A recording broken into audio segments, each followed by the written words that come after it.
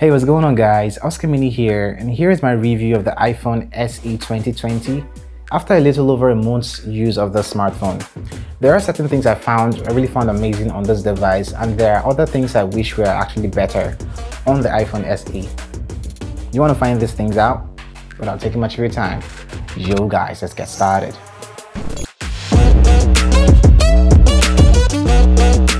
The iPhone SE 2020 is obviously a new school iPhone in terms of processing power, but comes with this old form factor, the same form factor you get on the iPhone 7, the iPhone 8. In fact, the iPhone SE has the same chassis as the iPhone 8, but the processing power on this bad boy is the A13 Bionic chipset found on the latest flagship at the time of this review, the iPhone 11, but now for the price of $400. Now, before I explain the various similarities with these devices and who exactly should get this smartphone, let me get you guys to see what comes in the box with the iPhone SE.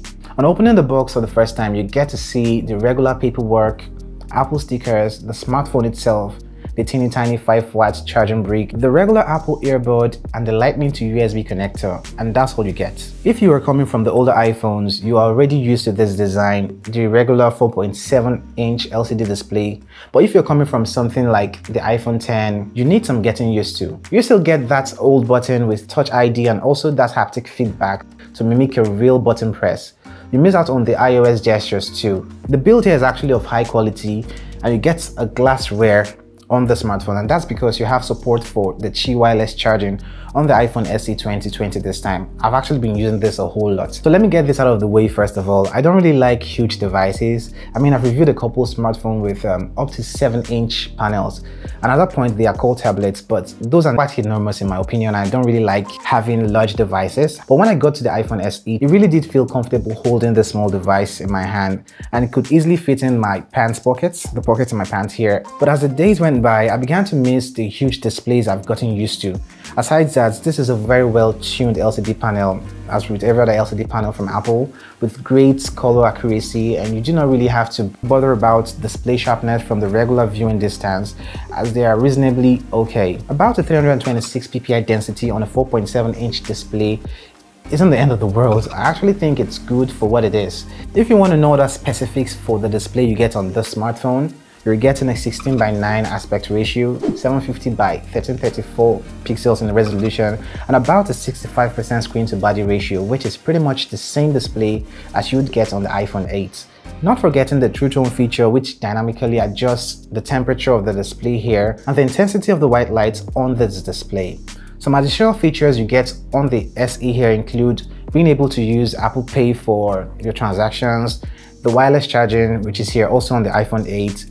Now, touching on water resistance, you have IP67 rating here. It is also a dual SIM device. You get the physical SIM here and also the eSIM feature on the SE. All you gotta do is hit up your service provider. They'll print you a QR code like this one here. You launch the camera, scan this code, and things set up from there. On the subject of microphones, these are amongst the best sounding microphones you'd get on a smartphone, period. You tend to get quality sounding microphone for your recordings. In fact, I don't know if you guys noticed, since I placed this marker here, you've been hearing the audio from the smartphone. There is no doubt Apple makes some of the best hardware, if not the best hardware in the space, and that definitely shows off in the speakers you get from the iPhone SE, despite the price. Audio quality is top notch here, coming from the stereo speakers on this small smartphone. I mean, you're getting stereo speakers, a down-firing speaker, and a top speaker here, so giving you a stereo combination of sound. Something that might come as a shock to you is the fact that the cheapest iPhone there is right now is more powerful than the most expensive Android smartphone in terms of CPU or processing power. But not to worry guys, that doesn't mean it does every single thing better than the most expensive Android device there is right now. You have the A13 Bionic chip here, which is the same processor you'll see on the iPhone 11, 3 GB of RAM here, and depending on the variant you can get an internal storage of 64 gigs up to 256 gigs. So these are the 64, 128 and 256 gigs for additional cost of $50 or $150 depending on what upgrade you decide to go for. If you don't want to go that route in terms of memory and you need a cheaper option to upgrade the internal memory on this device, you could consider the SanDisk iExpand Go Flash. During this test period, I've had to use the iExpand Flash, which I attached to my car keys, meaning I took it wherever I went, with a lot of movies and files for cheaper than what Apple offers. For $45, you get an extra 128 gigs, getting you closer to 200 gigs on the iPhone SE. This is something you might want to consider for your iPhone SE. I have the 64GB variant here. So let's get back to the performance on the smartphone. I've actually seen a lot of posts online where people tend to say the A13 Bionic chip on the smartphone is actually overkill for the form factor. But one major aspect they tend to forget in terms of this upgraded chipset on the smartphone is that despite retaining the same camera module as the iPhone 8, it clearly breathes in new life to how the photos come off this device. More so, with the same chipset here, users getting the iPhone SE 2020 are sure of getting OS updates 4 to 5 years down the line. So if Apple needed to get a better chunk of the smartphone market by introducing something in the mid-range tier, this move was the move they had to get people on board. Now, my major gripe with this iPhone would be the battery life you're getting on here. 1813 mAh for the A13 Bionic chip, which is power efficient, but honestly, the battery life here isn't it actually. The very day I got this smartphone, I inserted my SIM card here, and the battery experience using it as a daily driver wasn't fun at all, as I had to always charge this device a couple times before the end of the day.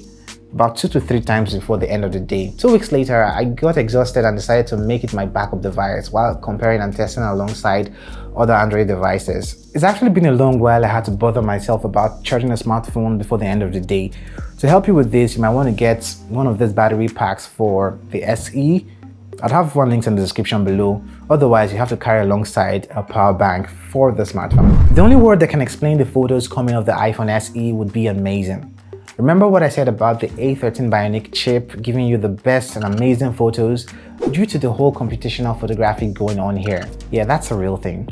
The images here are very much comparable to the flagship iPhone 11, and the photos coming off here knocks the iPhone 8 off the parks. You have great dynamic range, amazing exposure, but unfortunately you can only get this amazing photos with decent lighting. When it comes to low light photos, for some reason Apple did not enable the feature here, hence you would get better low light photos from, say, the Pixel 3a, which is around the same price point. Other than that, this smartphone should be top 10 in my rankings. I'm clearly not saying this is the best camera smartphone there is. For instance, you miss out on things like the ultra-wide feature or even the telephoto lens on other smartphones around this price point, not forgetting the fact that there isn't any low light thingy going on here or portrait for subjects other than humans. But one thing for sure is this smartphone maximizes the 12 megapixel sensor behind it here. Touching on the video side of things here, the rear maxes out at 4K 60 FPS, while the front-facing camera here, which is a 7 megapixel sensor, maxes out at 1080p 30 frames per second. This is by far one of the best video cameras on a smartphone for $400 I've tested this year. Great colors, amazing dynamic range for the video, and I tend to get the best for me at 4K 30 FPS. Hey guys, Oscarmini here, and this is the front-facing camera video test for the iPhone SE 2020. It has great color reproduction here and accuracy. Do let me know what you guys think in the comment section below, as I really want to hear from you guys. There's absolutely no way you can fault this $400 smartphone when it comes to photos and videos. Picking up the price, I think I've mentioned this a couple times now. You get this 64GB variant for $400. And if you need the 128GB, you get it for $450, which is the sweet spot in my opinion. And you can get the 256GB variant for $550. I definitely recommend you get the 128GB variant if you want to make this device, the SE 2020, your daily driver. So what are my final thoughts on the iPhone SE from 2020? If you're coming from an older iPhone, say the iPhone 8 downwards, you definitely would love the smartphone. Also, if you currently own a mid-range Android device and you need an upgrade in terms of the camera and photos coming off your smartphone, and you also want to test out the iOS side of things, I still would recommend you get your hands on the iPhone SE. Obviously, there are certain things you have to let go for the price, which would include you having to stay with this old form factor with the bezel, this large thick bezels and forehead here, which is about 6 years old at this point, having to live with a single camera setup, which is pretty good by the way, and having to live the worst battery life I've tested in recent times on a smartphone. I actually wish this was bumped up to maybe 2500 mAh, but it is what it is. So there you have it, my review on the iPhone SE 2020 3 months later, after I dedicated 1 month use of the smartphone. Do let me know your thoughts in the comment section below. Do not forget to like, share, and also subscribe to this channel if you haven't done that already. Other than that is goodbye, and I'ma catch you in the next one. Cuídate.